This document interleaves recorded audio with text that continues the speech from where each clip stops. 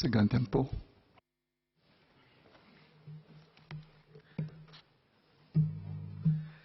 Speaker, sir, I support the initiative to introduce amendments to improve the administrations of elections.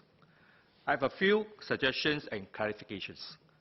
Firstly, I have a query about the proposed amendment to abandon the vote count at a polling station where a sealed ballot box has been lost or destroyed before the ballots can be counted. This amendment is unpalatable to many voters who strongly believe that every vote is secret. Why should all the votes at the affected polling station be nullified due to a single loss, damaged or tampered box? This is a recommendation which a number of constituents are uncomfortable with and find difficult to accept. Why can't we proceed with the counting of the votes from the unaffected sealed ballot boxes?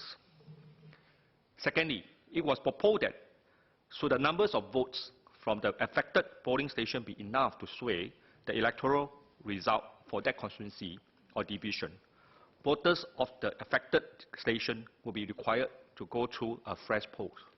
However, I think that a repoll of the affected electoral division does not necessarily ensure a fair and equitable elections. This is as good as holding a by-election, especially when the national result had already been announced. Perhaps it would be better that the re-voting exercise be held only in the event that the votes in the affected boxes could potentially sway the election result. I would like to ask how many such incidents, including tampering of ballot boxes, has been reported since Singapore gained independence, and what other types of complaints pertaining to ballot boxes has been received. What were the measures taken to ensure that the transparent and indisputable transfer of ballot boxes from polling stations to counting centres?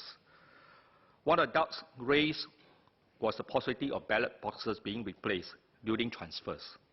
I also like to ask for detail about how ballot boxes from overseas are organized. Next, I would like to ask whether the election department can provide a ballot paper sample which uses black as a base color. My concern that it may affect voters' ability to identify the candidate or the party logos on the ballot papers. Elderly voters may have difficulties reading the ballot papers. Has a consultation been done with different age groups about the design of the ballot papers to ensure clarity of design and readability? In addition, how will the election department ensure that the assistant returning officer or polling staff provide indisputable guidance to voters at polling stations? Had there been report or complaint made in past elections, such as those assistants providing voters to tick for certain candidates while addressing their queries at the polling stations? One of the amendments is that the election deposit will be based on an elected MP money allowance, rather to the nearest $500. Will PMO consider reducing the deposit required further, such as by packing against the median gross monthly income from full-time work, which is about $4,232. This will further strengthen the efforts by the government to ensure the buildings of an inclusive society. The deposit should preferably be set as a level that will not discriminate against those who have less wealth but have the qualities and willingness to serve. Will the election department consider further automating the nomination form to make it largely system-enabled for potential nominees or candidates as well as for proposals and seconders? I welcome the use of maps to show the boundary, to enable the electorals to know their constituency prior to the GE. This will provide greater ease of viewing and clarity. Thank you.